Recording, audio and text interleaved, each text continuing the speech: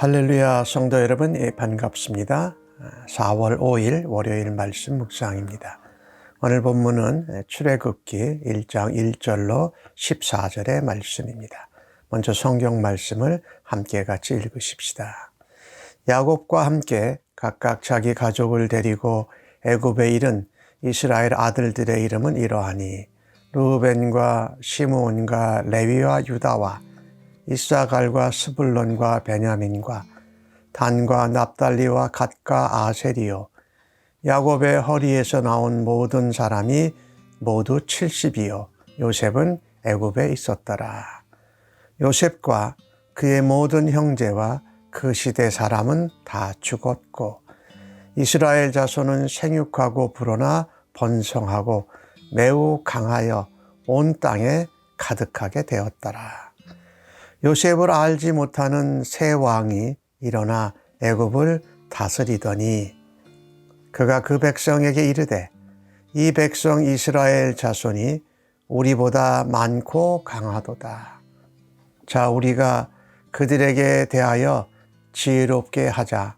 두렵건대 그들이 더 많게 되면 전쟁이 일어날 때에 우리 대적과 합하여 우리와 싸우고 이 땅에서 나갈까 하노라 하고 감독들을 그들 위에 세우고 그들에게 무거운 짐을 지워 괴롭게 하여 그들에게 바로를 위하여 국고성 비돔과 라암셋을 건축하게 하니라.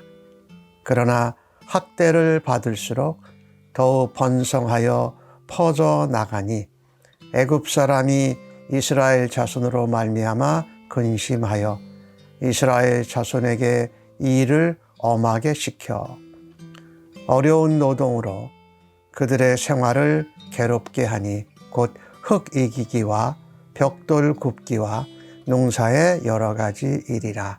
그 시키는 일이 모두 엄하였더라. 아멘.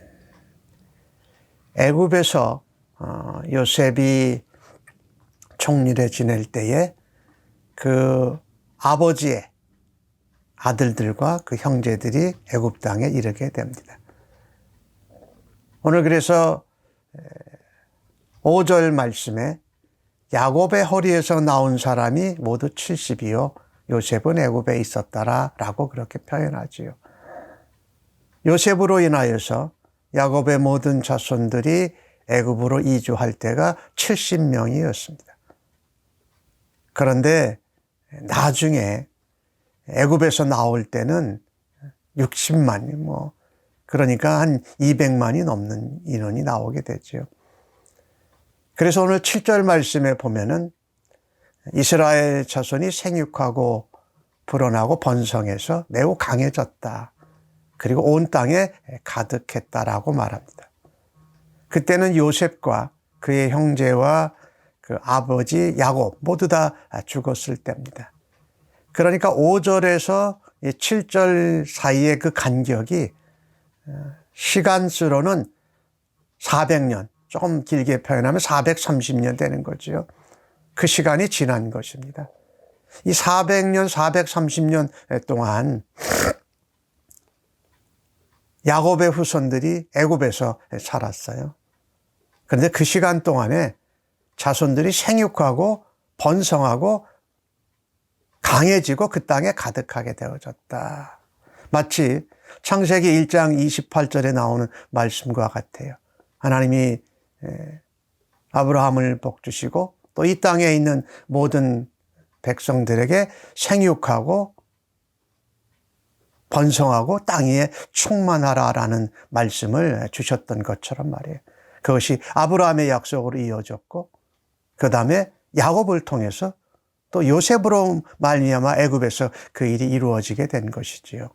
이것을 보면은요, 하나님의 약속은 헛된 것이 없다. 하나님의 언약은 반드시 신실하게 하나님이 이루신다. 우리가 잊고 있었지만 하나님의 약속은 계속 이루어지고 성취되고 있었던 것을 봅니다.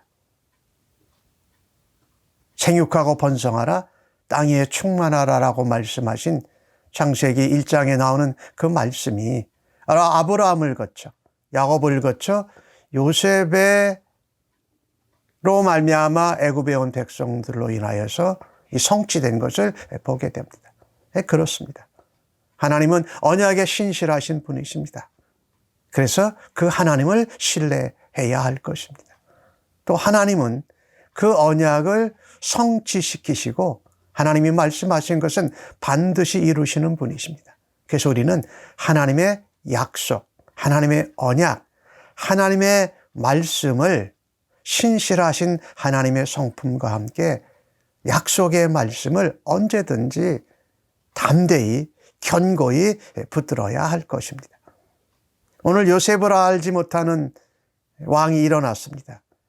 애굽에 새로운 변화가 일어날 텐데요. 이 왕이 말하기를 이 이스라엘 백성이 우리보다 많고 강하다. 그러니까 만약에 전쟁이 나면 우리에게 반기를 들어서 대적과 힘을 합할 것이다. 그리고 이 땅에서 도망가고자 할 것이다 라고 한 것입니다.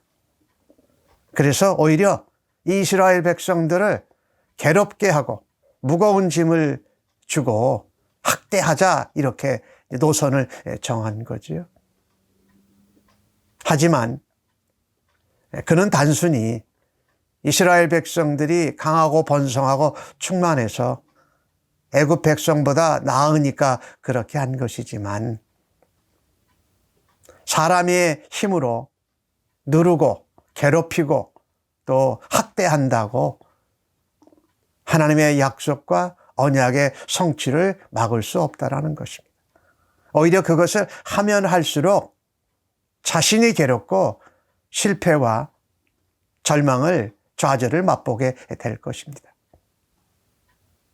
고난주간 말씀 가운데 봤는데 예수님이 죽으시고 무덤에 놓이셨을 때에 예수님의 무덤을 인봉하고 경비병을 세워서 예수님이 다시 살아났다고 하는 거짓 소문을 낼 거라고 막으려고 했던 대제사장들과 서기관 장로들의 계획은 수포로 돌아갔습니다. 하나님의 위대한 능력을 막을 수도 없었고 하나님의 말씀대로 성취되는 것을 그들의 손바닥으로 가릴 수 없다는 것입니다. 하나님 나라는 하나님의 말씀대로 성취되는 나라입니다. 또 하나님의 백성은 하나님의 말씀대로 언약대로 성취되는 것을 믿는 사람들입니다. 그래서 세상 한가운데에서 세상의 원리와 방법과 논리대로 살아가는 사람들에 대해서 우리가 핍박과 방해와 억눌림과 박해를 받더라도 오히려 하나님의 약속을 붙들고 하나님을 신뢰하면서 살아드리는 사람들입니다. 그래서 저들이 인간의 열심과 노력과 계획으로 하나님의 말씀과 언약의 성취를 대적하는 것을 오히려 안 된다. 그래서 그들에게 하나님 나라와 예수 그리스도의 복음을 전해야 하는 책임이 있는 저희들이 아니겠습니까? 오늘 12절 말씀에 그렇게 감독을 세우고 짐을 무겁게 하고 성을 세우게 하고 괴롭게 했지만 학대를 받을수록 더욱더 번성해 나가고 퍼져갔다라고 말합니다. 그럴수록 애굽 사람들은 걱정이 되고 근심이 돼서 더 이스라엘 백성들을 일을 엄하게 시키고 괴롭게 했습니다. 그러나 그럴수록 그들은 더 번성해져가고 믿음의 견고에 서갔다. 이 하나님 나라의 역사입니다. 기독교의 역사입니다. 그리스도인들은 학대와 환난과 고난을 받을수록 좌절하고 포기하는 것이 아니라 오히려 더 훈련을 받고 단련을 받아서 더 믿음 안에서 견고해지고 하나님의 약속과 하나님의 구원의 성취가 열매로 맺어진다라는 것입니다. 그리고 환난과 박해를 받으면 받을수록 그때가 오히려 새로운 하나님의 역사의 변화의 시기요, 도약의 단계라는 것입니다. 성경 말씀이 우리에게 말씀하지 않습니까? 환난은 인내를 낳고, 인내는 연단을 낳고, 연단은 소망을 낳게 한다라는 말씀이지요. 그래서 오늘 이 주신 말씀을 보면서 우리는 하나님의 신실하신 성품을 늘 붙들고 신뢰해야 할 것입니다. 우리가 잊고 있는 400년, 430년이라는 이 출애굽 전에 애굽에서 살던 그 기간에도 하나님은 성실하고 열심히 일하고 계시는 분이십니다. 그리고 그 하나님의 역사하심은 언약대로, 약속대로, 말씀대로 이루어진다. 그래서 신실하신 하나님의 성품과 하나님의 약속의 말씀을 붙들고 살아가는 주의 백성들이 되시기를 간절히 바랍니다. 환난을 받고 학대를 받고 핍박을 받고 괴로움을 당할 때 오히려 인내하면서 믿음으로 소망을 붙들고 믿음의 한 단계를 올라설 수 있는 하나님의 축복의 기회로 믿고 승리하는 주의 백성들로 살아가십시다. 아멘. 하나님, 오늘도 주신 말씀을 보면서 이미 오래전에 하나님이 약속하신 대로 신실하게 이루시는 하나님인 것을 보여주셔서 감사합니다. 이 나라는, 이 세상 나라도 하나님의 나라가 이루어지고 하나님의 말씀이 성취되는 대로 나아감을 믿습니다. 그 가운데 환난과 박해와 학대와 억울함과 고난과 슬픔을 당한다 할지라도 그 어려운 시간을 통해서 우리를 연단시키시고 더욱더 소망을 견고히 붙들게 하시는 하나님의 말할 수 없는 은혜와 사랑을 감사합니다. 오늘도 그 믿음으로 주 앞에 살아드리겠사오니 하나님 영광 받아 주시옵소서. 감사하옵고 예수님의 이름으로 기도합니다. 아멘.